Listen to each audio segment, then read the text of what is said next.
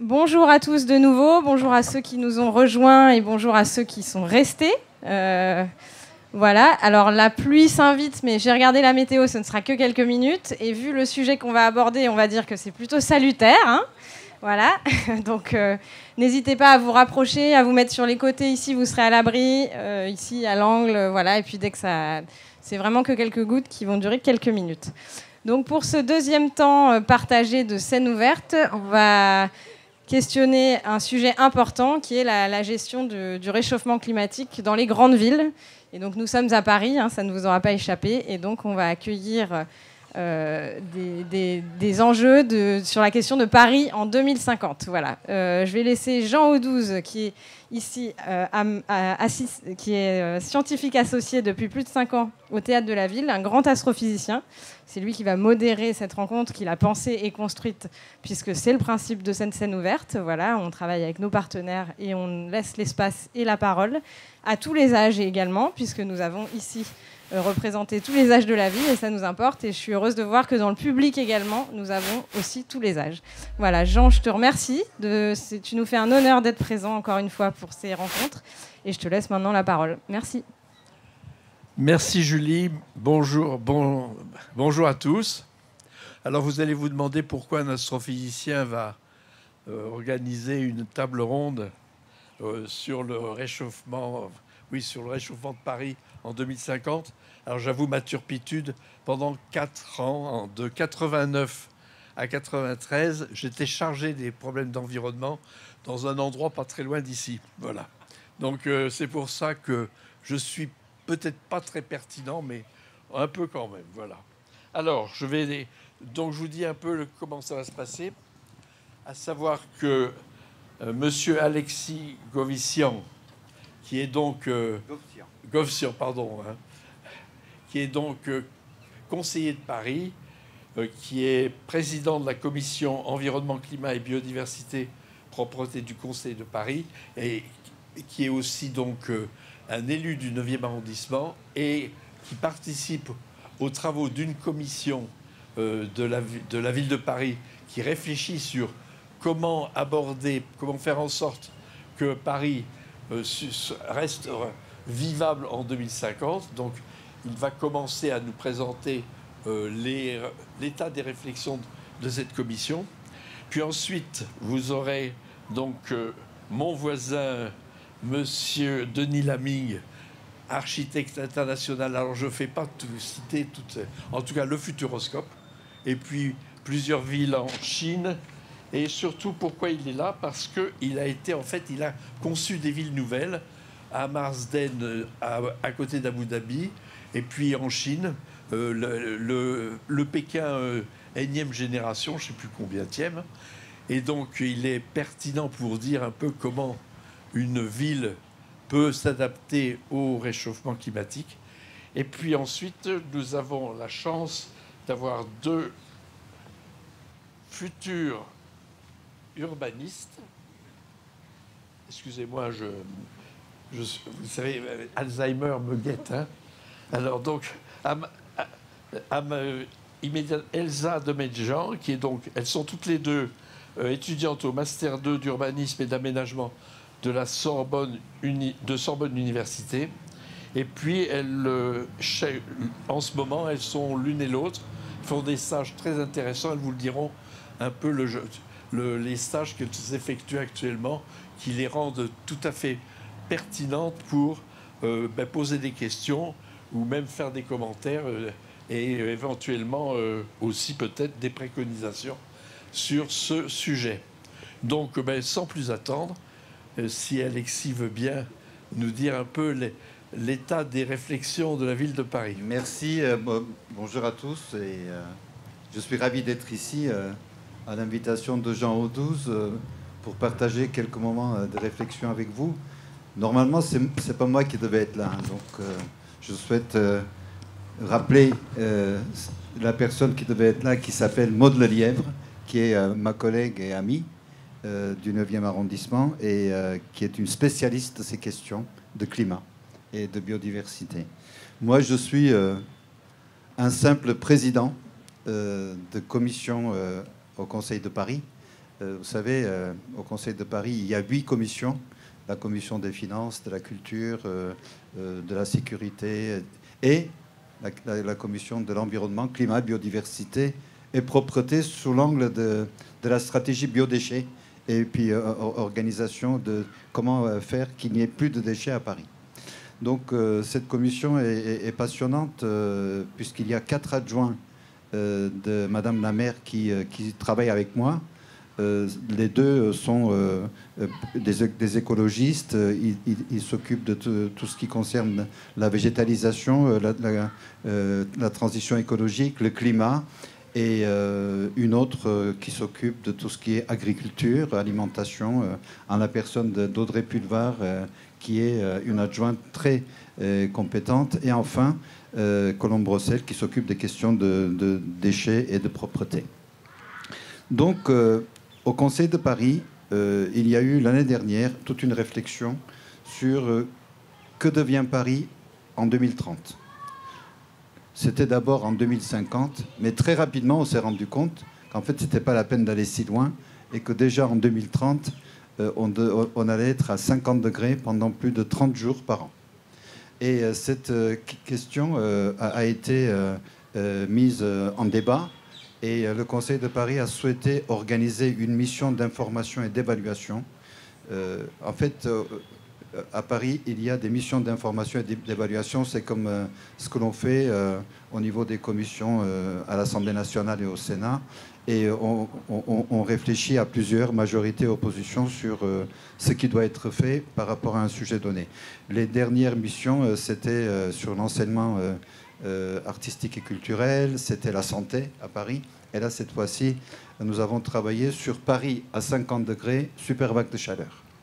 Donc, en 2030, au mois de juillet, le soir, dans la nuit, il fait plus de 45 degrés.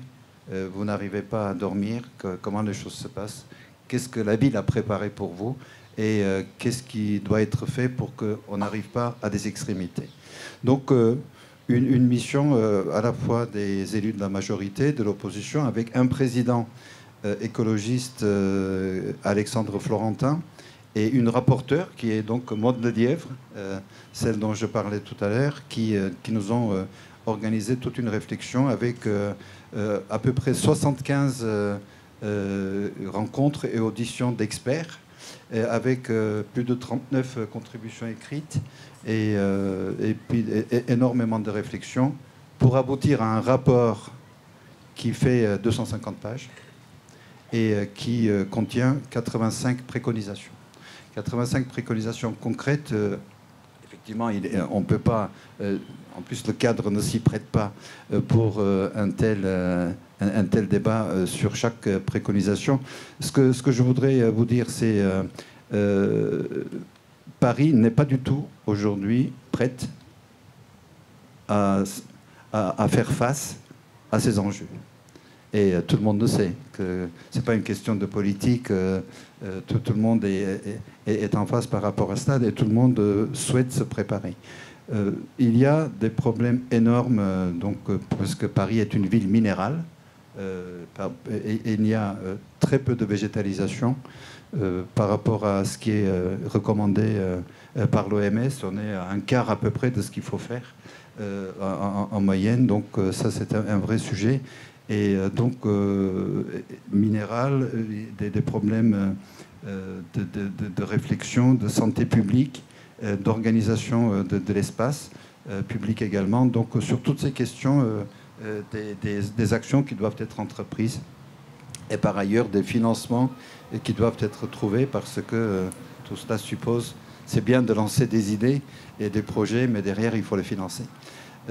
Donc, je vais commencer par le financement. Nous avons détecté des sources de financement, ce qui fait que pour ceux qui vont venir après nous et qui vont organiser avec la Banque des Territoires, avec la Caisse des dépôts, avec la BPI, vous avez plusieurs milliards d'euros qui sont disponibles, qui ne sont pas utilisés aujourd'hui, parce que les villes en particulier, mais les collectivités en général, ne présentent pas de projets innovants, structurants par rapport à ces questions. Et donc, sur les financements, vous allez pouvoir les trouver. S'agissant des préconisations, 3 types de préconisations. La première concerne tout le bâti. Mais je pense que là, vous serez très à l'aise avec votre expertise, Monsieur Lamy, sur la rénovation thermique du bâti. Donc, il y a un vrai enjeu aujourd'hui à Paris, non seulement sur les logements sociaux, mais également sur les logements privés.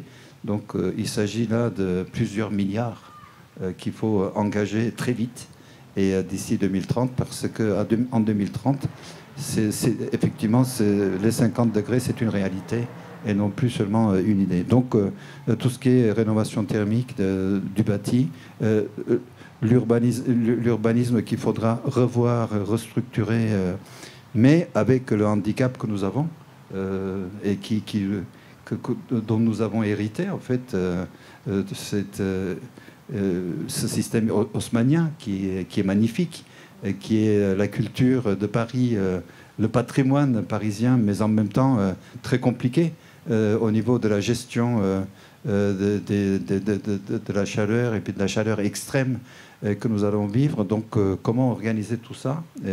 C'est une question intéressante sur laquelle on va se pencher au niveau de la ville, mais vos éclairages seront sans doute très intéressants. Et donc ça, c'est sur la première partie, la rénovation thermique et toute l'organisation du bâti à Paris, qui est un véritable sujet, y compris les dents creuses, vous savez, comment on fait pour faire circuler l'air, etc., etc. Voilà. Deuxième sujet, c'est la végétalisation. Parce qu'il y a déjà aujourd'hui, à Paris, dans certains endroits, notamment les toits, ou sur le bitume, on peut avoir 60 degrés en termes de chaleur. Donc, et ce qui veut dire qu'il faut une véritable politique de végétalisation massive pour les toits, pour les façades, pour l'espace public. Et tout ce qui est fait, c'est bien, mais ce n'est pas suffisant. Et un troisième sujet concerne cette fois-ci la santé publique. Parce que la chaleur extrême, c'est aussi un problème de santé des populations. Il est très difficile d'accompagner toutes ces populations, notamment les plus fragiles, les personnes âgées, les enfants, les personnes en situation de précarité, les personnes à la rue, ou encore les migrants qui sont là et dont il faut s'occuper. Et cette santé publique prend tout son sens en termes d'organisation de la ville et de ce qu'il faut faire. On a fait plusieurs propositions dans les préconisations. Si vous avez envie d'en parler tout à l'heure, on peut en parler. Mais donc toute l'organisation de Paris doit être repensée à l'aune de cette nouvelle donne de Paris à 50 degrés.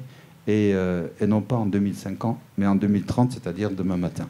Voilà, donc c'est tout ce travail qui a été mené avec le focus intéressant de se mettre en perspective et surtout d'organiser la suite avec la jeunesse. Et nous avons proposé, et ce sera le cas dans quelques temps, qu'il y ait une réserve citoyenne ou une brigade citoyenne proposée aux jeunes pour accompagner la population pendant les crises que nous allons vivre à partir de 2027-2028 et après. Voilà, très rapidement, mais bien évidemment, je suis prêt à répondre à toutes les questions. Merci. Merci, Alexis. Merci beaucoup. Alors, eh bien, maintenant, la parole est à Denis Lamy, qui va nous donner son point de vue de concepteur de ville nouvelle. Merci Alexis, merci Jean. Le micro marche. Oui. Pour commencer, je voudrais faire une nuance entre la lutte contre le réchauffement climatique et l'adaptation au changement climatique. Ce n'est pas le même sujet et c'est souvent mélangé. La lutte contre le réchauffement climatique me fait un petit peu penser à un enfant qui ferait un barrage au bord de la mer et qui, avec un seau, essayerait de lutter contre la marée. Il faut savoir que le changement climatique est quelque chose qui dépasse l'échelle de l'homme, même si l'homme, bien sûr, a un impact malheureusement négatif dessus. L'adaptation, c'est autre chose. C'est-à-dire que une ville doit s'adapter à beaucoup de choses, pas seulement au réchauffement climatique. Elle a dû s'adapter, par exemple, à l'automobile. Paris, au départ, était conçu pour les piétons, puis pour les chevaux, et puis ensuite pour l'automobile. Donc, elle a été obligée de s'adapter. On aurait pu s'adapter au grand froid. Il y a peut-être 1 ou 2 siècles, on ne pouvait pas imaginer si on allait arriver dans une glaciation, une période de mini-glaciation, ou si on allait arriver dans une période de grande chaleur. Donc le principe d'une ville est de pouvoir s'adapter. Alors, ce qui se passe actuellement, c'est la rapidité avec laquelle nous sommes obligés de résoudre les problèmes. Ça, c'est nouveau. C'est nouveau, c'est-à-dire que ce sont un peu des courbes asymptotiques où les changements, d'ailleurs, pas seulement les changements pour la ville, mais que ce soit les changements numériques ou ce que l'on veut, les changements ont une vitesse de changement qui s'accélère. D'où les difficultés, bien sûr, de s'adapter. On n'a plus à s'adapter lentement, il faut s'adapter rapidement. Or, une ville, c'est une grande dame. C'est une grande dame qu'on ne bouscule pas facilement. C'est immense, Paris. C'est statutaire, c'est protégé, ne serait-ce que par les monuments historiques, ne serait-ce que par votre imaginaire à vous. Regardez quand Notre-Dame a brûlé, regardez comme on a été meurtri, et regardez comme la première chose que tout le monde a voulu faire, c'est le reconstruire à l'identique. Ce n'était pas mon avis. Mon avis était de le garder, mais de l'adapter à notre siècle. Ce n'est pas ce qui a été décidé, mais ce qui est intéressant là-dedans, c'est que la doxa est bougeons le moins possible. C'est-à-dire que nous avons vis-à-vis de Paris une mentalité de conservateur. Alors, tout ça ne va pas aider les solutions sur la ville. Alors, peut-être définir la particularité de Paris par rapport à d'autres villes. Churchill disait Paris meurt de sa beauté. Ce qui veut dire, ce qui est assez vrai, c'est un côté un peu naphtaline à Paris, malgré tous les efforts pour le faire vivre. Paris est une très belle ville. On dit la plus belle ville du monde, peut-être une des plus belles villes du monde. Et sauf à construire un Paris à l'extérieur, qui lui résisterait au réchauffement climatique, c'est donc un challenge de modifier Paris sans atteindre, sans dénaturer sa beauté. Je dis ça par rapport à toutes les idées de végétalisation excessive ou de peindre tout en blanc pour éviter que la chaleur s'accumule. Enfin, toute une série d'idées plus ou moins justes, plus ou moins farfelues, ou en tout cas plus ou moins réalisables à court terme. C'est important d'avoir ça en tête. La deuxième idée, c'est que Paris est une ville dense. Elle a été conçue comme ça. Vous savez que plusieurs idées sur la densité. Contrairement à ce que l'on peut croire, la densité est un cadeau. La densité est une bonne chose. Je dis souvent, ce qui est peu compris par les gens, mais je dis souvent que non seulement c'est une grande chance, mais si tous les habitants de Paris devenaient non plus citadins mais ruraux et à niveau de vie égal, ils pollueraient 6 à 7 fois plus qu'en étant citadins et en restant à Paris. Donc, à l'échelle de la France, même si on peut considérer que la ville est une pollueuse, une grande pollueuse, une ville, évidemment, ça concentre l'activité. Mais si on vous répartissait tous citadins de Paris Dans la campagne, il faudrait rallonger les routes, rallonger les réseaux. Vous prendriez votre voiture, vous ne prendriez plus le métro. En distendant le tissu urbain, vous n'avez plus de transport en commun facile, etc. Donc, il faut garder à l'idée, il ne faut pas accuser la ville de ce mot-là. La densité est un inconvénient du point de vue gestion de la chaleur, dont on va parler, mais est un énorme avantage du point de vue CO2, du point de vue lutte contre le réchauffement climatique, en revenant au début de ce que je disais. Donc, la densité est un atout considérable. La question est de savoir comment ne pas confondre densité et promiscuité. La densité bien faite est un atout formidable. Moi, je trouve ça absolument formidable. Ma fille peut aller à son cours de danse sans prendre la voiture. Si vous habitez en banlieue ou en province, vous prenez votre voiture pour aller au cours de danse ou pour aller chez le médecin, ou etc. Là, actuellement, vous polluez. En fait, si vous êtes citadin de Paris, vous polluez beaucoup moins. Donc, la densité est un avantage considérable. Alors, sur le sujet qui nous préoccupe, elle est un inconvénient, évidemment. Parce que on concentre là toute une série de considérations qui ne sont pas favorables à la température. La première, c'est le vent. Vous savez qu'actuellement, il fait 2 à 3 degrés de plus en ville que par rapport à la grande banlieue ou la campagne. Tout simplement parce que elle émet de la chaleur, pour toutes les raisons que vous avez citées. Et le vent ne fait pas.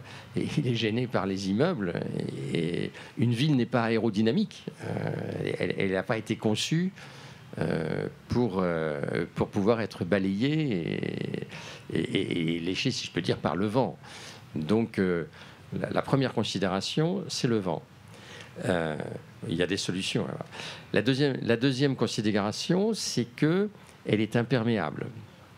C'est-à-dire que s'il pleut, l'eau ne reste pas sur le sol puisqu'il va dans les égouts. Il est donc éjecté. Elle est donc éjectée. Et il n'y a pas de terre qui puisse emmagasiner l'eau dans des proportions raisonnables. Parce que même si... je reviendrai sur la végétalisation.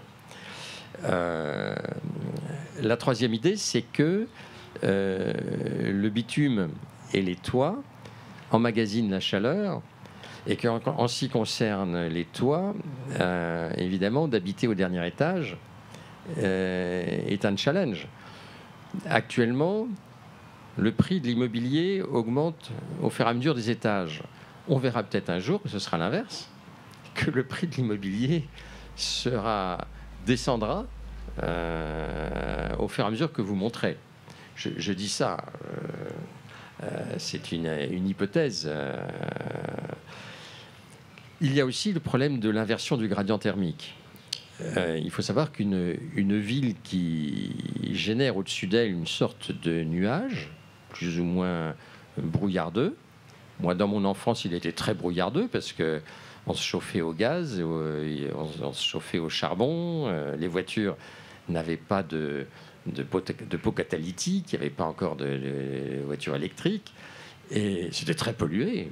Paris était beaucoup plus pollué, la Seine aussi d'ailleurs, était beaucoup plus polluée que maintenant. Ce ciel bleu que vous entrevoyez à travers les nuages, moi je ne le connaissais pas quand j'étais enfant. Donc il faut voir que Paris a fait des progrès considérables. Mais il reste au-dessus de Paris une sorte de brouillard qui est bien connu des aviateurs, qui n'est pas très important comparé à d'autres villes plus polluées, mais qui existe. Et le problème du brouillard, c'est que quand vous avez les rayons du soleil qui frappent la ville, une partie se réverbère vers le ciel et une petite partie revient parce que ces nuages font une sorte d'inversion de gradient thermique et augmentent la température. C'est ce qui fait les 2 ou 3 degrés de plus par rapport à la campagne. Alors, une des solutions, et je vais arriver aux solutions, parce que c'est ça, j'imagine, qui vous intéresse plus que la théorie, Mais une des solutions, par exemple, serait que dans les grands pics de chaleur, évidemment, on enlève toutes les sources de chaleur. Les sources de chaleur, on les connaît bien. Hein. C'est bien sûr les climatisations, ce qui est un débat, et puis les voitures, les transports. Donc ces jours-là, arrêtez de prendre les voitures. C'est interdit, c'est tout. On ne circule pas en dehors des ambulances ou des voitures réservées. Mais donc il faut une discipline. Alors on en arrive à l'idée. Il faut donc trouver des solutions réalistes, qui ne soient pas des solutions idéologiques. Vous savez, la solution de l'écologiste primaire, je dis ça, c'est pas une agression, mais c'est ce que j'appelle l'écologiste idéologique, qui dit oh, il ne faut plus de CO2, ou oh, il faut planter des arbres, ou, etc. Alors, d'abord, par quoi commencer? Parce qu'il y a tellement de choses à dire. D'abord, rappeler que la ville, c'est la dernière chose un peu générale que je dis, et ensuite je serai dans les solutions plus pratiques. La ville était définie par Aristote comme, au départ, disait Aristote, les hommes ont créé la ville pour vivre ensemble et ils sont restés en ville pour être heureux. Je dis ça parce que les solutions qu'on va trouver doivent être des solutions qui doivent vous rendre heureux. Parce que si elles sont forcément contraignantes, mais ce sont des contraintes que l'on doit intégrer, accepter, car en ville, on doit être heureux. Voilà, c'est comme ça, point barre. Sinon, il faut partir, il ne faut pas rester. Alors, donc, première idée, supprimer les sources de chaleur. Donc, il faut les lister et, pendant les pics, les supprimer. Alors, la voiture, c'est évident. La clim, c'est un peu plus intéressant comme problème parce que c'est un problème qui touche à l'égoïsme. Quand vous avez une clim, vous avez froid à l'intérieur. Ce n'est pas une agression. Hein. Vous avez froid à l'intérieur, mais vous réchauffez l'extérieur. C'est-à-dire qu'en fait, votre clim, elle ne fonctionne pas gratuitement. Vous êtes obligé de l'alimenter avec de l'énergie et cette énergie, elle se retrouve en chaleur, en tout cas à l'extérieur. Donc, les clims doivent être régulés. Ce qui est contre-intuitif, parce que la première chose qu'on se dit, c'est si on mettait la clim chez soi. C'est la première chose que je ferais, sauf après avoir dit ça devant vous. Maintenant, j'aurais honte de le faire. Alors, il y a les personnes... Oui. Alors, il y a les personnes âgées, les personnes en situation de handicap, quelle qu'elle soit, etc. Non, mais tout à fait. Il faut être plus dans les nuances. Mais là, pour l'instant, je balaye un peu. La deuxième idée, c'est celle de la végétation. Alors ça fait la une de tous les journaux. C'est formidable. Si vous voulez animer un dîner en ville, c'est est-ce qu'on met de la végétation ou pas de la végétation, etc. Alors, plusieurs idées sur la végétation. D'abord, Paris n'a pas été conçue comme une ville végétale. Elle n'a pas été conçue comme ça. C'est-à-dire, si on n'est pas content, il faut partir ailleurs. Mais elle n'a pas été conçue comme ça. Alphonse Allais plaisantait sur la ville à la campagne. C'est-à-dire qu'évidemment, l'idéal serait que l'on ait chacun une maison au milieu d'un jardin à Paris. Et, bah oui, mais ce n'est pas le cas, sauf quelques milliardaires. Ou ici. Ici, c'est idéal. Si tout Paris pouvait être comme ça, ce serait idéal. C'est végétalisé, on a un jardin. Moi, je me vois très bien habitant ici, d'ailleurs. Je me vois très, très bien. Le problème... Il y en a deux, c'est que, d'abord, si c'était dans le cas de Paris, ça coûterait une fortune. Et si ce n'est pas dans le cas de Paris, Paris serait, à nombre d'habitants égal, 10 fois plus grande. Et en distendant le tissu urbain, c'est ce que je disais, en éloignant, vous n'auriez plus de transport en commun et vous seriez obligé de prendre votre voiture. Los Angeles, par exemple, qui est une des villes... qui consacre 80%, alors je ne sais plus si c'est 70 ou 80%, c'est pas Dallas, c'est Houston, pardon, Houston qui consacre 70 à 80% de sa surface à l'automobile, c'est-à-dire, alors il y a parce que... Et Los Angeles, c'est pas mal, mais c'est un peu plus aéré que Houston. Et Alors, parce que dans une automobile, il y a la largeur de la rue, il y a l'espace devant, l'espace derrière, il y a le parking chez vous, le parking à votre bureau, le parking au supermarché, le parking ceci, le parking cela. Et quand vous additionnez les ronds-points, les échangeurs, etc., quand vous additionnez tout ça, vous avez 80%, 70 ou 80% de la surface dédiée à l'automobile. Or, il y a des embouteillages gigantesques et c'est pollué. Donc, la solution qui viendrait naturellement, intuitive, serait évidemment de créer des parcs, d'étendre, etc., en disant de l'air, comme le disait Henri IV, de l'air. Eh bien, ce n'est pas une bonne idée. Voilà. Il faut donc s'y faire. C'est dommage, mais il faut s'y faire. Alors maintenant, la végétation est quand même une bonne idée, mais pas, sauf si elle distend le truc. Alors comment faire avec les végétations ? La mettre sur les toits, les immeubles ne sont pas conçus comme ça. Voilà, quand c'est faisable, on va arriver sur un immeuble sur 100. Donc, on améliore à la marge à 1% le truc. L'idée est sympa, mais elle est psychologique. Ça a plus un impact psychologique qu'autre chose. Le mettre sur les façades, ça ne tiendra pas. Je ne vois pas de jardinier allant là-haut. Vous voyez le musée, c'est le musée des arts premiers, etc. La végétation, on a eu du mal à la faire pousser. C'est une idée gentille. On peut l'écouter agréablement, mais enfin d'ici là que ça marche, c'est pas fait pour ça. À moins de mettre des grilles devant toutes les. En ce qui concerne les arbres, c'est vrai que de repérer partout où on peut mettre un arbre, mais non pas. C'est-à-dire qu'il ne faut pas se leurrer. Il ne faut pas se dire on va mettre des arbres comme ça, ça va faire de. Mais uniquement pour qu'il y ait de la fraîcheur à certains endroits. Non pas pour inverser la température générale, parce que ce sera tellement peanuts, tellement marginal, que on peut se raconter des histoires, on peut se dire on a végétalisé, donc ça fait baisser la température. Non, ça ne fait pas baisser la température générale, ou alors infinitésimale. En revanche, aller chercher tous les endroits où on peut se mettre à l'ombre agréablement et se glisser sous un arbre, en se disant que c'est ça l'objectif, alors ça c'est une bonne idée. Et d'ailleurs, je disais souvent qu'il vaut mieux un arbre bien placé qu'un hectare mal placé. Parce qu'un arbre bien placé, comme ceux qui connaissent la Grèce, vous voyez la place grecque avec l'arbre qui fait tout, c'est merveilleux.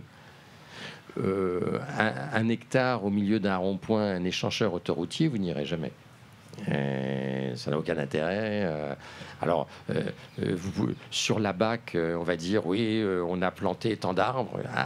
Où quels arbres à quel endroit? Accessible, pas accessible? On se met dessous, on se met pas dessous, etc.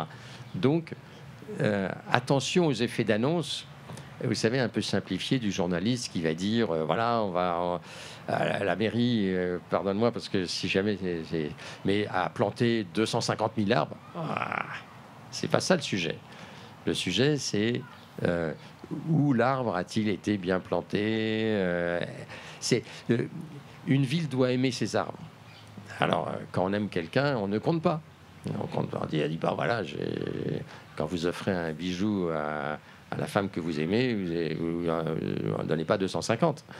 On ferait un qui lui fait plaisir. Et bien l'arbre, c'est pareil. Alors, la ville a besoin de ces bijoux-là. Les arbres, ce sont les trucs. L'autre idée, c'est l'adaptation. Tu veux que j'aille plus vite? Et j'accélère. Alors, l'adaptation à la ville, je vais donc citer juste rapidement sur l'adaptation. C'est d'abord prendre les habitudes des gens qui ont des villes au soleil.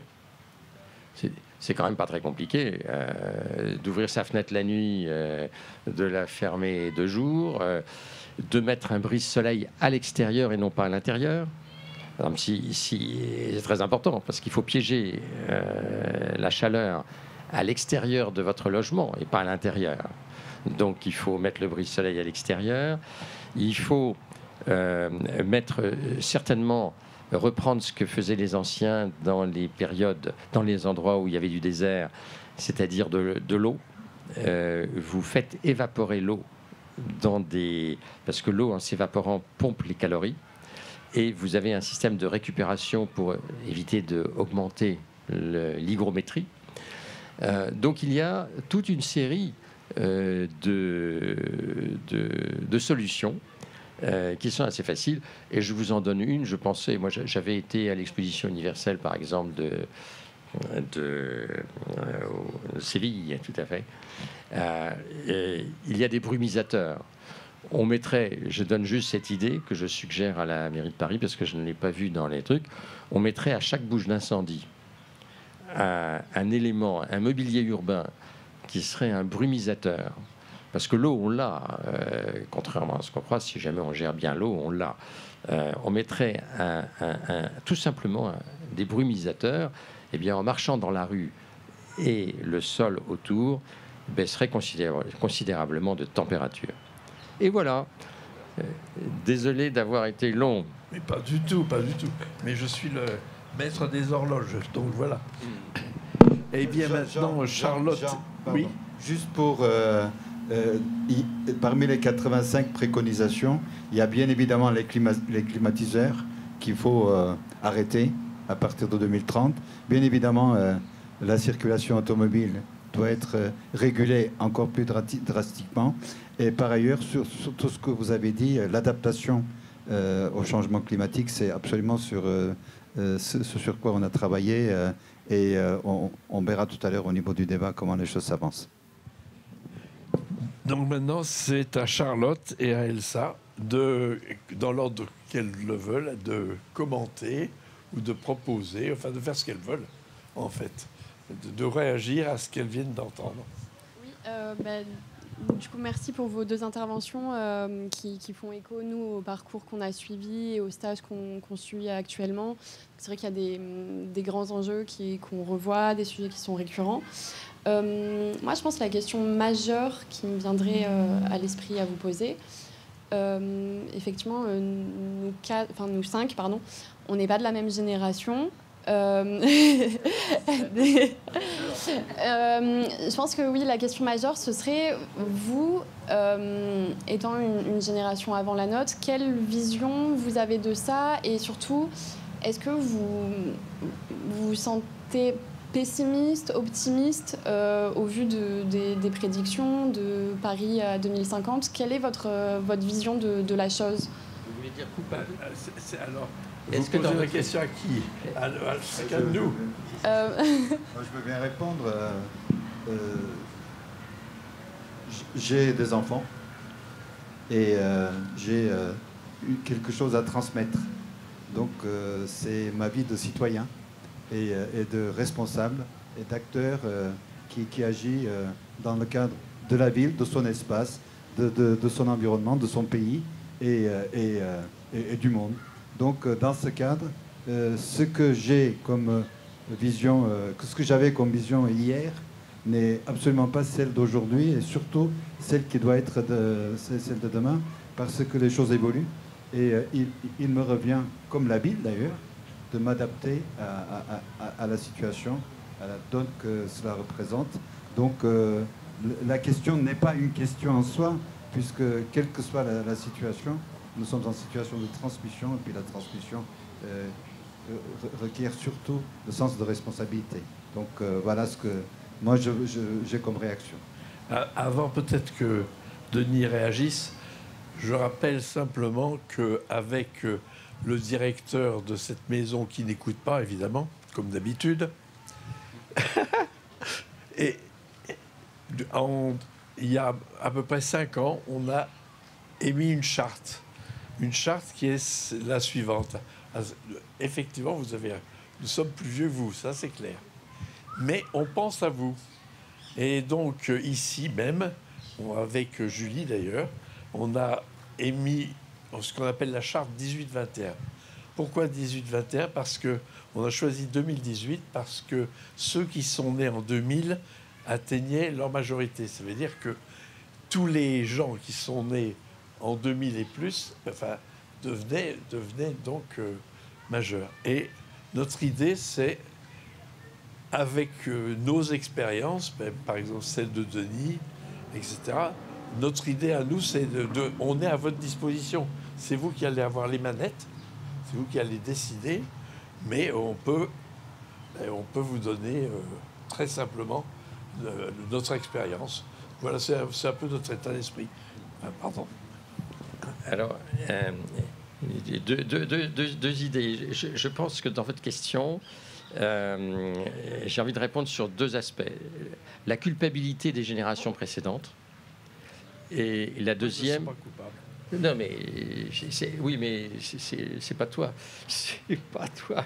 Mais c'est les générations précédentes ont-elles gaspillé des choses ou n'ont-elles pas vu le coup venir? C'est une question parce que je crois qu'il y en a qui pensent comme ça. Et la deuxième, c'est quel optimisme ou pessimisme on peut avoir sur l'avenir. Il se trouve qu'en ce qui concerne la culpabilité, Jean ne se sent pas du tout coupable, et ben moi non plus. Et là, pas du tout. Et d'ailleurs, le problème de cette culpabilité, il est assez fort sur tous les pays émergents. C'est-à-dire que, attention, aller convaincre un Chinois, parce qu'il y a à peu près 400 millions qui ont réussi, mais il y en a quand même 800 millions qui restent relativement pauvres. Aller les convaincre qu'ils n'ont pas le droit d'avoir une voiture, vous allez avoir du mal. C'est qu'ils disent, vous en avez profité pendant 1 ou 2 siècles, vous avez saboté la planète, et maintenant, nous, on arrive sur le marché et on ne peut pas avoir les mêmes choses que vous. Donc ça, c'est un sujet. Donc le sujet de la culpabilité est un sujet élargi que vous allez connaître. Parce que de la même manière, vous avez le smartphone qui consomme il consomme énormément d'énergie. En fait, votre smartphone, pas le fait de le recharger, mais tous les centres serveurs, tous les refroidissements, les satellites, etc. C'est très consommateur d'énergie. Donc, chaque génération fait ce qu'elle peut. Et c'est pour ça qu'il faut s'adapter. C'est-à-dire que vous ne freinerez pas ni les Chinois, ni les Brésiliens, ni les Africains de leur souhait. Vous savez que quand un migrant vient ici, il veut 2 choses. La première chose qu'il veut, c'est une voiture. La deuxième chose, c'est une femme en française, etc., parce que ça lui facilite la vie, et puis, etc., et puis peut-être parce qu'il a envie de l'aimer. Mais la première chose, c'est la voiture. Donc vous ne pouvez pas demander aux différents peuples de ne pas vouloir un smartphone, une voiture et d'avoir accès. Alors ça, c'est sur la culpabilité. Maintenant, sur l'optimisme, moi, je suis optimiste. Voilà, c'est fini. Merci beaucoup pour vos interventions. Peut-être pour rebondir sur ce que disait Elsa et sur votre intervention, Monsieur Flaming. Pour moi, il y a un vrai enjeu d'acceptabilité, justement ce que vous disiez par rapport à la culpabilité, et par rapport justement au développement de solutions très techniques qu'on impose aux populations, aussi bien aux habitants de la ville qu'aux personnes qui viennent travailler tous les jours. Parce que pour moi, l'enjeu, c'est au-delà des habitants, par exemple, notamment sur la voiture, toutes les personnes qui se déplacent et qui effectuent des déplacements quotidiens pour aller à Paris, c'est aussi eux qui sont concernés par les solutions qu'on va mettre en place. Et notamment aussi sur la question générationnelle, il y a une vraie question d'acceptabilité, de comment on met en place collectivement, aussi bien dans le secteur de la recherche que dans le secteur de l'urbanisme, que dans le secteur de la politique, partout, comment on entraîne un changement commun de mode de vie et de dire que vivre à Paris en 2050, ce sera désirable, et ça doit rester désirable, parce qu'aujourd'hui, c'est un enjeu... je pense pour beaucoup de gens, déjà vivre à Paris, c'est pas forcément quelque chose dont ils rêvent, et d'autant plus avec tous les changements que ça implique, une vraie dynamique collective à avoir. Et donc c'est pour ça que je trouvais ça intéressant aussi ce que vous évoquez par rapport à la mairie de Paris, de mettre en place la brigade citoyenne. Du coup, je veux bien que vous développiez sur cette idée-là, si c'est possible, justement pour que collectivement, toutes les générations et toutes les personnes soient concernées par ces changements. L'idée que nous avons proposée, c'est qu'effectivement, les jeunes, et même les moins jeunes, en fait, tous ceux qui sont en situation d'activité, qui veulent accompagner la population parisienne, puissent le faire dans un cadre, avec une méthode, des responsabilités et une organisation qui soit bien définie. Actuellement, il y a ce que l'on appelle la réserve citoyenne pour toute une série d'activités au niveau de la défense, au niveau de la police, de la préfecture de police, donc la garde nationale. Sur toutes ces questions, il y a une réserve citoyenne de population qui viennent travailler à côté de ceux qui sont chargés de gérer les choses. Et nous avons considéré, parce que c'est un sujet important, moi je suis moins optimiste, parce que c'est pas que je suis pas optimiste, tout à fait d'accord avec Denis, mais je suis moins optimiste au niveau de la rapidité et le fait qu'on ne soit pas prêt à temps et que les choses soient compliquées, en tous les cas, à aborder, et puis l'adaptation dont on a besoin. Donc on a estimé qu'il était important de créer une réserve citoyenne, donc des hommes, des femmes, des jeunes, des personnes en situation de le faire, qui soit dédiée à l'accompagnement de la population en cas de chaleur extrême, en cas de difficulté, en cas de crise en fait. Donc en cas de crise, mais crise climatique. Et non pas forcément une crise parce qu'il y a une explosion, parce que ça on sait le gérer hein, avec la préfecture de police, avec l'armée, donc tout ça est gérable. Mais cette crise climatique, comment on l'organise, comment on structure, et qu'est-ce qu'on donne comme responsabilité à chacun, et que ce soit une responsabilité voulue, choisie et non pas subie. Donc c'est tout l'enjeu de cette réserve. J'espère qu'on pourra la mettre en place parce que c'est quelque chose qui sera utile dans les années qui viennent et puis ça donnera aussi du sens et de la réflexion et puis de l'action pour les jeunes. Donc c'est dans ce sens que... alors, certains l'ont appelé brigade. Moi, je préfère dire réserve, mais peu importe. C'est en fait une équipe citoyenne qui accompagne la population. Merci. Est-ce que, avant que vous repreniez la parole,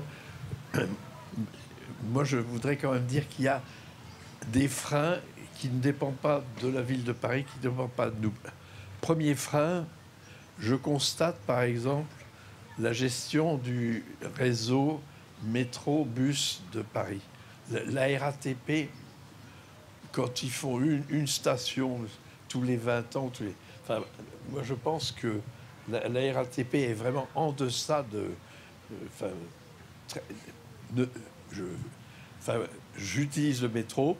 Le métro que j'utilise, il n'a pas évolué quasiment pas en 50 ans. C'est toujours le même. Moi, je trouve que c'est un vrai problème. Deuxième chose, c'est peut-être pas le sujet d'aujourd'hui, mais est-ce qu'il était indispensable que la ville de Paris accueille les Jeux Olympiques? Je crois que pour moi, pour l'évolution de la ville, ça me paraît être une aberration totale. Paris n'est pas une ville appropriée pour accueillir les Jeux Olympiques. Donc on peut aimer les Jeux Olympiques, mais on peut les faire dans des endroits appropriés. Paris, vous allez, enfin, je peux prédire ce qui va se passer en août, septembre de l'année prochaine, ça va être un chaos épouvantable. Donc par moment, on aimerait que ceux qui ont les décideurs soient un petit peu attentifs, en particulier, voilà, enfin, vraiment, les directeurs ou présidents de la RATP changent, rien ne se fait ou à peu près, presque sur un siècle. Et puis c'est cette décision un peu hasardeuse d'avoir accueilli les Jeux Olympiques. Je ne veux pas défendre la RATP, mais vous avez raison. Moi aussi, je prends le métro tous les jours et les choses n'évoluent pas. Mais c'est un système très complexe.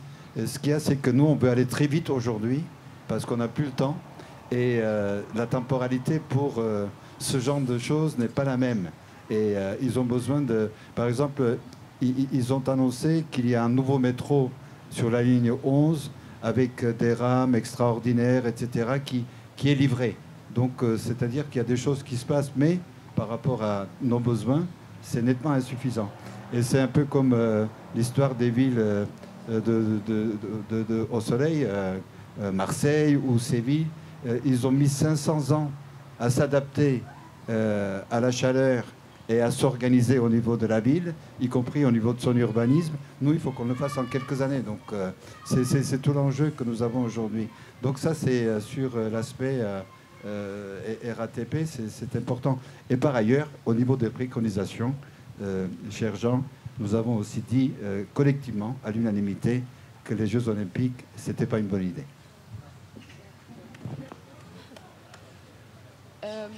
Sur les JO, personnellement, je ne me prononcerai pas. Enfin, je suis un peu du même avis. Effectivement, il y a une question de temps long, etc. Et je voudrais peut-être revenir sur ce que vous disiez, sur les enjeux de gouvernance, de décision, etc. Effectivement, il y a des réalités à prendre en compte, des réalités qui sont politiques, urbaines, géographiques, etc. Des réalités qui sont importantes, avec de vrais enjeux. Et je pense notamment, Charlotte et moi, on est un peu au cœur du système, dans le sens où, voilà, nous, on est étudiantes actuellement, mais on est en stage, un stage de fin d'études sur 6 mois.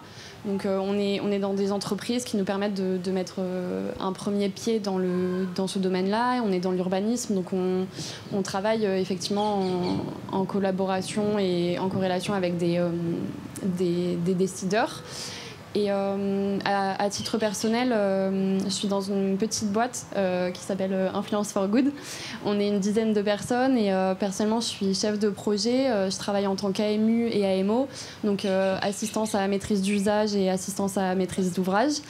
Et en fait, l'AMU, c'est quelque chose qui tend à se développer de plus en plus, qui est encore très peu reconnu. Donc en fait, ça vise à mettre les usagers, les acteurs premiers des îlots urbains, des programmes immobiliers donc au cœur du projet. Donc en fait, les résidents, les personnes qui vont y vivre, qui vont circuler dans ces lieux. Et en fait, on le voit, ils ont très peu de visibilité, ils sont très peu entendus. Et donc il y a une vraie problématique autour de ça. Et donc oui, il y a beaucoup à faire en termes de gouvernance. Il est nécessaire de trouver une stratégie globale, que ce soit sur le court comme sur le long terme. Et en outre, je voudrais revenir sur ce que Denis disait. Moi, je considère que la végétalisation, c'est très important. On va avoir un déluge. La végétalisation, c'est très important et il va être nécessaire de s'adapter plus.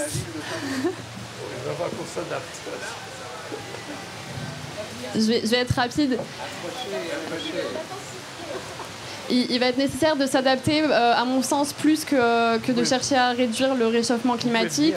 Et effectivement, s'adapter, ça passe en majeure partie par la végétalisation, avec notamment des solutions d'adaptation fondées sur la nature, qui sont d'ailleurs prônées par le projet Life Intégré Artisan, qui est piloté par l'Office français de la biodiversité, donc qui vise à mettre en œuvre ces solutions fondées sur la nature, avec des aménagements sur le territoire. C'est pas facile. Et tout ça pour dire que voilà, moi la végétalisation à Paris, je pense que ce sera pas simple. Comme vous disiez, Paris n'a pas été pensé pour être végétalisé. On a une minéralité qui saute aux yeux, mais il y a des choses qui doivent être faites. Il y a des usagers, et on le sait quand on en parle autour de nous, les usagers ont cette volonté et ce besoin de planter des arbres, de prôner les jardins partagés, etc. Donc il y a beaucoup à faire autour de la gouvernance. Voilà. Je propose de répondre tout à l'heure. Mais je dois dire, il faut être objectif, que cette initiative, d'avoir créé cette commission qui réfléchit, qui essaie de réfléchir à tous les aspects, qu'est-ce qui va se passer dans 3, 20 ans. Merci. Je trouve que c'est, selon moi, une initiative et qui doit être donc le Parisien critique que je suis salue, je trouve, l'initiative de la ville de Paris. Sur la santé publique et sur ce qu'il faut apporter aux populations, je pense que c'est des sujets qu'il faut développer encore, parce qu'il y a énormément de choses. Oui, cette table ronde, avec l'autorisation de monsieur le directeur, ce n'est que la première de... On reviendra. Je trouve qu'on ne va pas traiter le sujet dans son intégralité, puisqu'effectivement, aujourd'hui, il n'y a personne Il n'y a pas ni de praticien de la santé, ni d'étudiants de santé. Donc, on aura peut-être l'autorisation de refaire sur la même thématique, c'est-à-dire comment Paris peut se préparer à vivre dans les années futures. Peut-être la question. Je peux pas peut-être faire. D'abord. Pour rebondir sur les échanges et sur ce qu'Elsa évoquait les smart cities tout à l'heure et ce qu'on disait aussi tout à l'heure quand on était dehors, que l'adaptation des villes, c'est de tout temps, les villes se sont adaptées et pour moi en tout cas les villes sont des systèmes résilients par nature et donc au-delà de développer des technologies, des solutions très techniques qu'on inventerait, c'est ce que vous évoquiez par rapport aux places en Grèce, etc. En fait, les solutions existent à travers le monde, aussi bien pour s'adapter à la chaleur que, si on prend l'exemple de villes comme Montréal, pour s'adapter au froid, avec la création, on s'adapte, on passe, il y a des passages souterrains qui sont créés, etc. Les solutions existent, et donc c'est aussi ces solutions-là qui, pour moi, doivent être développées, et se dire qu'au-delà de réfléchir collectivement, s'inspirer autant possible de ce qui existe déjà, de ce qui fonctionne, avoir un regard critique sur ça, et ce qui permettra aussi d'avancer plus rapidement face à l'urgence, pour le coup, qui est là. Juste pour rebondir sur ce que... Ça marche oui. Ouais. Juste pour rebondir sur ce que dire. Alors, les villes sont résilientes, mais il faut savoir que les villes meurent. Dans l'histoire, beaucoup de villes sont mortes. Enfin, je cite Babylone, par exemple. Vous auriez dit aux habitants de Babylone que la ville allait mourir, vous n'aurez pas cru. C'était la plus belle ville du monde. C'était une ville formidable. Il y avait des remparts, il y avait des jardins, il y avait la ville de Troyes, par exemple, a été reconstruite 7 fois à des endroits différents parce que le niveau montait, etc. Donc en fait, on vous dirait à vous que Paris va mourir, vous ne le croiriez pas. Mais Paris peut mourir. Imaginons par exemple que ça passe à 60 degrés, à 70 degrés, et qu'on soit obligé d'aller dans le Grand Nord, je ne sais pas, eh bien, Paris meurt. Alors, est-ce qu'on peut demander à la noble assistance, il y en a l'une ou l'un, qui veut peut-être dire quelque chose? Toi? Oui. Je vais vous poser une question. Alors, Jean, bien sûr, vous continuerez tous. Si vous êtes invité, vous l'avez compris, je le redis, puisque tu m'as demandé l'autorisation, ce qui est une jolie phrase, évidemment, à prolonger, à continuer ce qui a été initié depuis plusieurs années, c'est-à-dire des espaces d'échange, comme on dit tout à l'heure. J'ai une question très pratique. Vous êtes dans une commission à la ville de Paris, vous réfléchissez, cher Denis, tu réfléchis à l'avenir des villes. Je rappelle que tu as construit le Futuroscope, que tu as construit des villes dans d'autres pays du monde. Mais maintenant, je prends Paris spécifiquement, juste puisque c'est ce qui nous, comme ça, pendant quelques instants, préoccupe. Paris, je prends la place du Châtelet, un endroit que je connais bien, donc un théâtre en rénovation depuis 7 ans, qui s'appelle le Théâtre de la Ville, avec un autre théâtre en face, qui s'appelle le Théâtre du Châtelet. Donc 2 théâtres par Gabriel Daviou, l'architecte à l'époque, avec une fontaine qui s'appelle la Fontaine aux Palmiers au centre de la ville.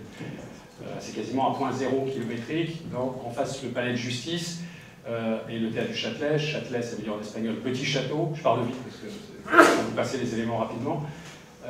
C'est un nom qui est resté. Le théâtre de la ville va être rebaptisé par le Conseil de Paris, le théâtre Sarah Bernard, pour honorer la mémoire de cette femme dont le nom avait été débaptisé par Charles Dulin, un grand metteur en scène, et qui a accepté de diriger ce théâtre pendant la collaboration nazie et à la demande des nazis à Paris, a enlevé son nom. Voilà, c'est juste pour rappeler quelques éléments qui sont quand même importants dans les évolutions des villes, du nom, qu'il soit des femmes, parce que vous savez qu'elle était juive, donc Paris, sous l'occupation, a enlevé beaucoup de noms qui aujourd'hui reviennent, j'espère, pour nous rappeler ce qu'on appelle la mémoire et l'histoire. Dans ce rapport à la ville historique, vous allez comprendre la question. Historique, mémorielle, nous avons besoin de la fontaine, qui est au centre de cette place. Vous connaissez la fontaine du Palmier, qui en fait célèbre les victoires de Napoléon III. Cette fontaine devra être mise en eau, elle ne fonctionne plus depuis après 5 ans, je crois, 6-7 ans, pour des questions de fuite avec la RATP qui est en dessous. Bon, elle va être remise en eau. Mais il faut 7 ans pour remettre en eau. Voilà. Donc ça aussi, c'est des sujets, au fond, on n'est pas ici pour en débattre, mais c'est vrai que c'est des questions, ça interroge, comme on dit, la population, c'est-à-dire sur notre capacité, efficacité, parce que j'entends une nouvelle génération, moi je vais vous dire ce que je ressens, qui dit mais bon c'est bien, mais il faudrait quand même régler 2-3 sujets, que ce soit le climat, le truc, remettez de l'eau dans la fontaine, je sais pas, il vous faut 7 ans, il faut 8 ans pour faire des travaux, on a le sentiment qu'il y a une sorte d'impossibilité à faire les choses, on en est tous victimes, je n'ai pas dit que c'était de la faute de l'Amérique du tout, ça n'est pas mon sujet, du tout, mais c'est quelque chose qui nous concerne collectivement, peu importe le groupe d'appartenance politique, générationnel, ça c'est pas mon sujet. Le sujet c'est qu'on voit bien qu'on est face à une sorte de lenteur dans les choix, vous disiez, les transformations c'est lent, mais il faut des signaux. Alors ma question est la suivante. Oui, mais c'est pour des contextes parce que sinon ils n'ont pas les éléments. La question est suivante, si vous avez une fontaine, à quoi sert cette fontaine? Il ne faut pas y toucher parce qu'elle est historique, elle est classée, bâtiment de France. Quelle est son utilité aujourd'hui? Est-ce qu'elle sert à quelque chose? Est-ce qu'on arrivera vraiment à supprimer sur cette place du Châtelet quelques automobiles? Est-ce qu'on pourra créer un espace partagé, comme vous l'avez dit, comme les cours d'école? En fait, concrètement, est-ce que c'est possible? Voilà ma question. Et à quel délai? Je passe...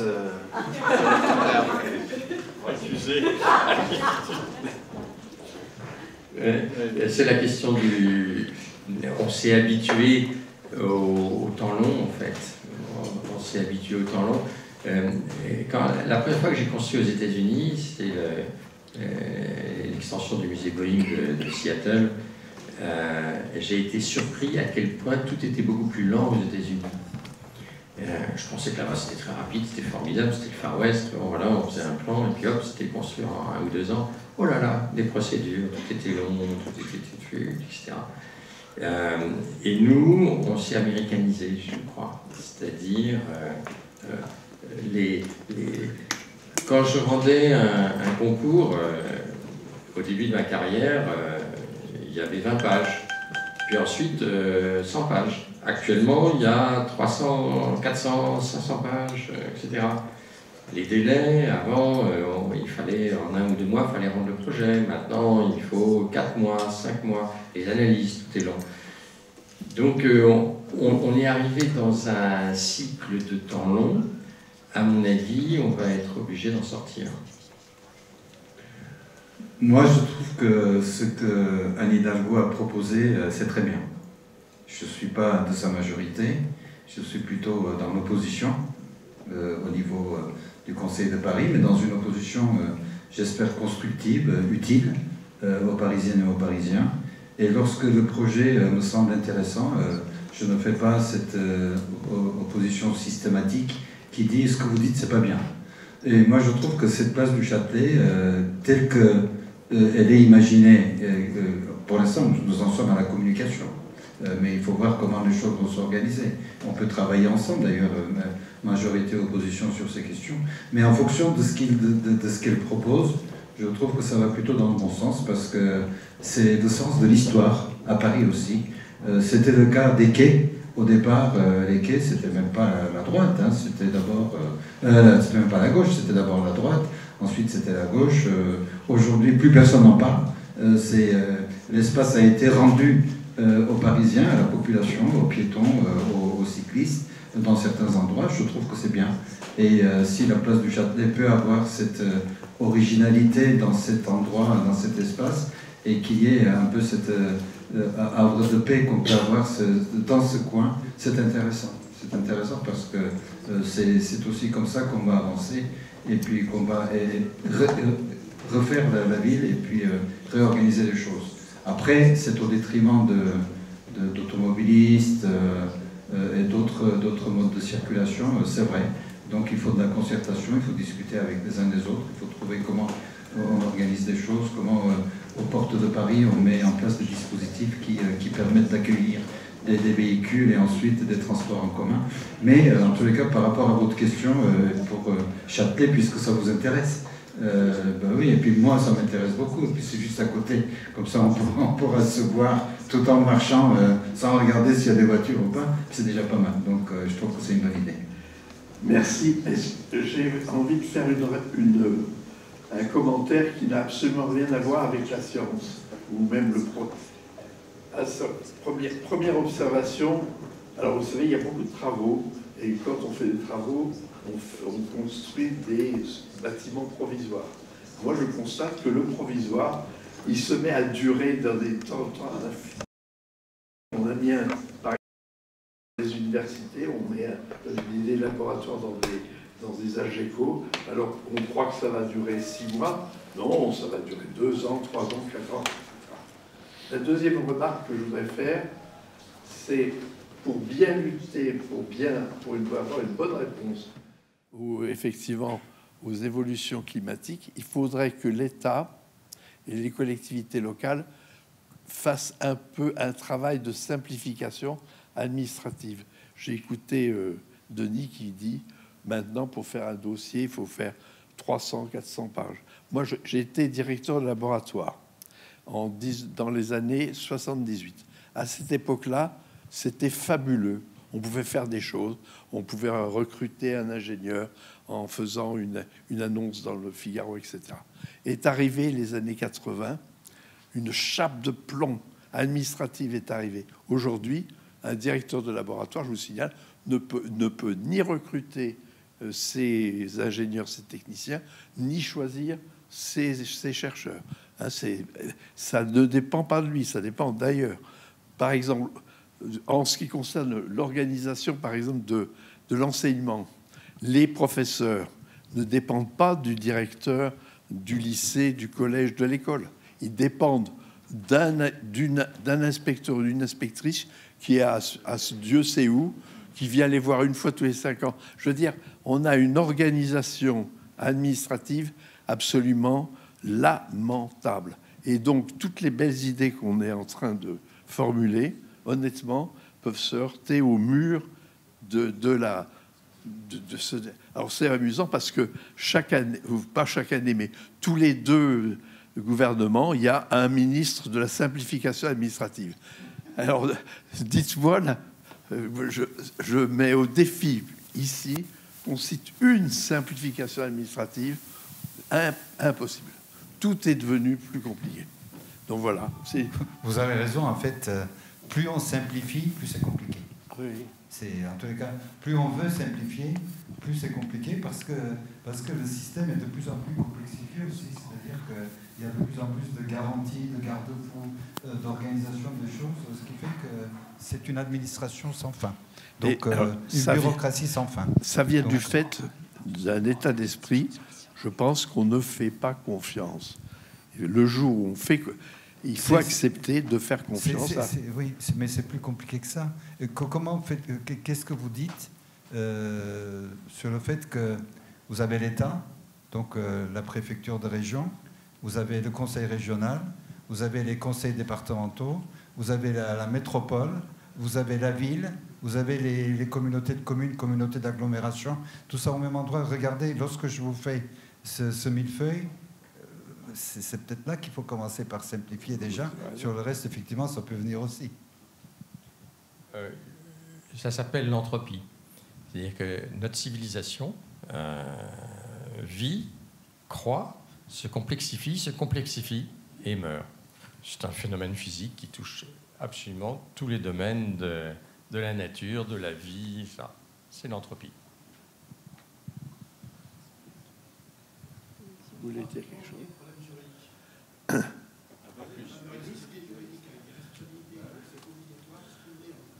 Tout se complexifie. Ça se complexifie. Est-ce que l'une ou l'un d'entre vous souhaite poser une question ? Moi, j'ai juste une question par rapport à ce que vous avez dit sur les climatiseurs et le fait que pour les grandes, quand il va faire très chaud, il faudrait que les voitures arrêtent de circuler. Et je suis d'accord, mais je trouve que ça pose un autre problème parce que ça va toucher le cadre du travail. Et on parle de beaucoup de choses et de politique notamment. Mais je trouve qu'on n'aborde pas trop la question de l'économie, qui est pour moi centrale dans la question du réchauffement climatique. Et aussi, est-ce que notre société, comment elle est construite, comment elle fonctionne, ce qu'on met en avant, ça permet d'imaginer un futur qui soit aussi vivable, parce que fermer les routes aux voitures, pas mettre de climatiseurs, ça sera des conditions de travail qui sont beaucoup plus compliquées. Donc on imagine qu'on va réduire le temps de travail des personnes, mais dans une économie qui veut toujours travailler plus, produire plus, et aussi par rapport à ce que l'exemple que vous avez donné des immigrés, leur première volonté, c'est d'avoir une voiture. C'est aussi tout un imaginaire qui est créé par rapport à la surproduction, surconsommation. Et je trouve que... Enfin, j'aimerais aussi avoir votre avis par rapport à... d'un point de vue plus économique aussi, et par rapport à comment notre société est construite et comment elle peut accueillir les changements que vous proposez et les mettre en place dans la ville, particulièrement Paris. Ça touche presque plus le mode de vie et le mode de travail que l'économie elle-même. Moi, j'ai une partie de mon agence qui est à Valence, en Espagne, où là, on a 40 degrés déjà, 45 degrés. Il fait vraiment chaud là-bas. Mais il n'y a personne dans la rue, il n'y a pas de voiture qui circule entre 14h et 17h. C'est pas possible, c'est beaucoup trop chaud. Donc tout est fermé, il n'y a personne dans la rue, il n'y a pas de voiture. Donc nous, il faut peut-être repenser la journée de travail. Il faut repenser le télétravail. Imaginons, par l'absurde, que, par exemple, on soit obligé de travailler une partie de la nuit parce qu'il fait plus frais au lieu de travailler de jour. Je dis ça pour choquer, mais les Espagnols ont adapté leur style de vie à la température. Mais est-ce qu'en Espagne, je ne suis pas du tout au courant, mais il me semble qu'il y a au début d'après-midi, ils ne travaillent pas justement. Mais ils font la sieste. Bah voilà, ils ne travaillent pas. Donc remplacer ça par du télétravail, c'est une possibilité. Ah non, mais ils travaillent autant que nous. Simplement, ils travaillent de 17h à 21h. Okay. Ils se lèvent tôt, ils travaillent tôt, ils commencent leur journée de travail vers 7-8 heures, parce que comme nous, ils arrêtent à 14h et ils reprennent 2 heures ou 3 heures en fin d'après-midi. Et ensuite, ils se couchent tard. C'est-à-dire qu'ils dorment moins, ils se couchent tard, parce qu'ils vont sur les rampes basses, ils vont là où c'est frais, là où il y a des arbres, ils se rencontrent, ils font la fête le soir. Et puis, ils ont adapté leur mode de vie à la chaleur. Donc, je ne crois pas que ça trouble, enfin, bon, dans le cas de l'Espagne, je ne crois pas que ça trouble l'économie, c'est une question d'adaptation. Parmi les 85 préconisations dont je parlais tout à l'heure, il y a effectivement aussi le temps de travail que nous avons examiné avec les organisations patronales et les organisations syndicales. Donc d'abord, les deux n'étaient pas d'accord entre elles, ce qui est tout à fait évident. C'est dans le cadre d'un dialogue social. Et nous étions là pour un peu organiser les choses. Et ce que nous avons proposé, c'est effectivement un décalage dans le temps au niveau du temps de travail, soit de télétravail lorsque c'est possible, soit de l'organiser avec des horaires totalement décalés. C'est déjà le cas un peu dans le bâtiment, parce que lorsque vous avez des chaleurs extrêmes, même aujourd'hui, on ne peut pas travailler en plein cagnard, comme on dit, l'après-midi. Donc tout ça est déjà organisé, mais ce qui est prévu au niveau de Paris, c'est d'organiser cela pour l'ensemble des professions lorsque c'est possible. Parce que pour toutes les professions, ce n'est pas possible. Par exemple, les pompiers, les services d'urgence, les services de santé, etc. Donc, ne peuvent pas être... on attend que le soleil se passe, donc c'est juste pas possible. Mais lorsque c'est possible, c'est ce qui doit être fait. Mais par contre, il faut qu'on travaille encore avec les organisations patronales et syndicales pour qu'il y ait un accord social et qu'on se mette d'accord sur le temps, comment les choses s'organisent.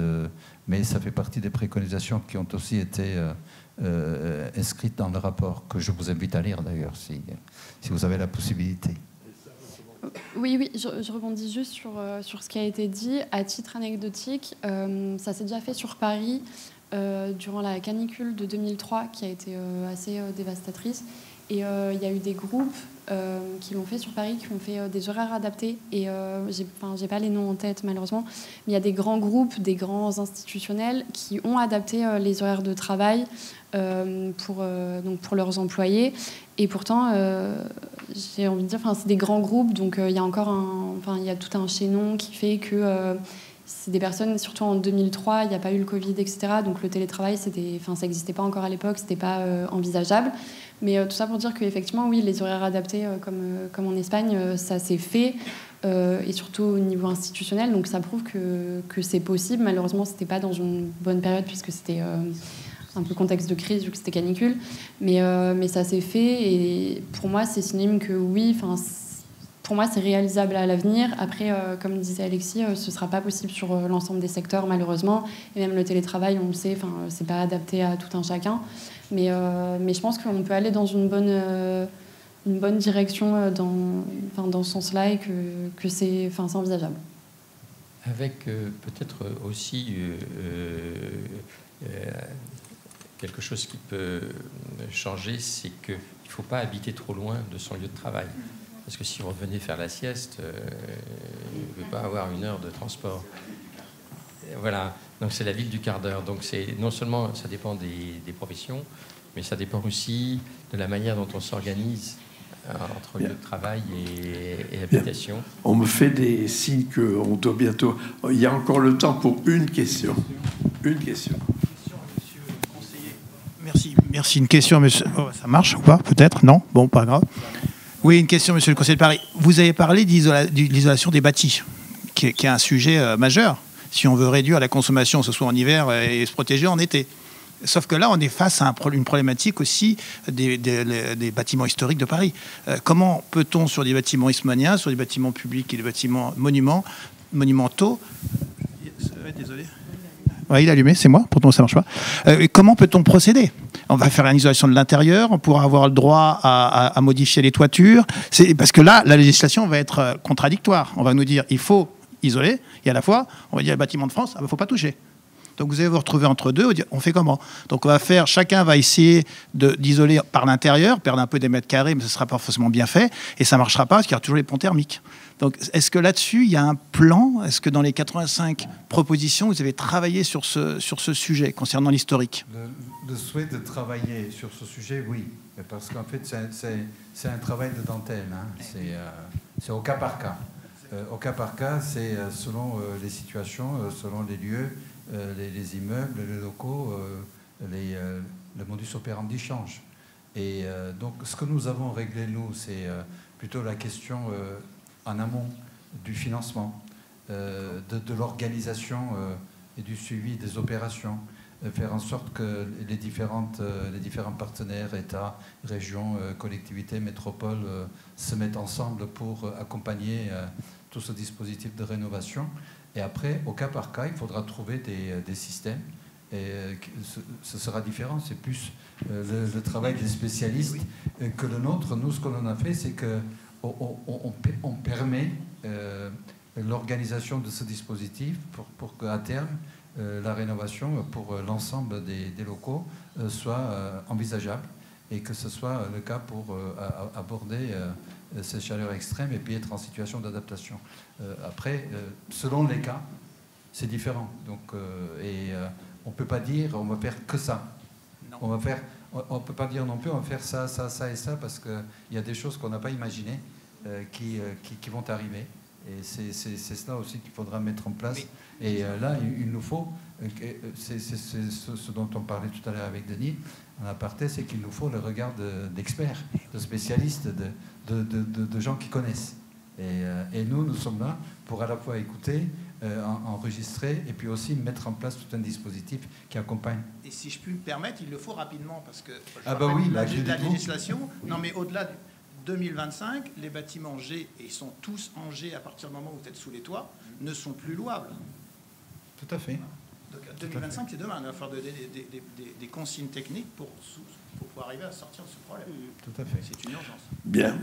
Mais d'abord, je tiens à vous remercier, vous, mesdames, messieurs, d'être venus continuer à échanger avec nous. Je remercie vous quatre pour l'excellence de vos interventions. Et sachez que ce n'est que la première d'une petite série, puisqu'on n'a pas abordé effectivement tous les... Il y a encore plein de problèmes et qui seront abordés, j'espère, dans les réunions suivantes. Merci beaucoup. Merci. Merci à chacune et à chacun pour ces échanges. Merci à vous pour votre résilience et votre adaptation le temps d'une après-midi, en tout cas avec nous. Justement, pour vous dire que ces sujets, on les explore aussi en tant que théâtre dans Paris, puisque vous étiez donc sous un arbre. Alors la pluie, on a décidé autrement, mais voilà, c'est des questions sur lesquelles on s'interroge et on expérimente depuis plusieurs années. Donc ce lieu ici, l'espace Cardin, avec ses scènes extérieures, c'est aussi une forme de réponse pour un théâtre de demain, un théâtre du 21e siècle dans la ville. Alors, pour le programme, on va rester ici sur le temps prochain, le temps 3, qui est aussi une table ronde, cette fois avec des chercheuses et des artistes engagés sur des questions d'environnement. On va rester sur cette thématique-là, mais avec cette fois des projets artistiques et scientifiques de recherche reliés, organisés avec la chaire Arts et Sciences. Du coup, on va faire cette rencontre ici dans quelques minutes, donc je vous invite à rester. Et le temps 4 va pouvoir de nouveau avoir lieu dehors comme prévu. Le concert et la rêve douce sera bien, du coup, comme prévu dehors, puisqu'on est en train de tout réinstaller et le soleil va revenir. Donc là, dans quelques minutes, on reprend ici pour le temps 3. Merci.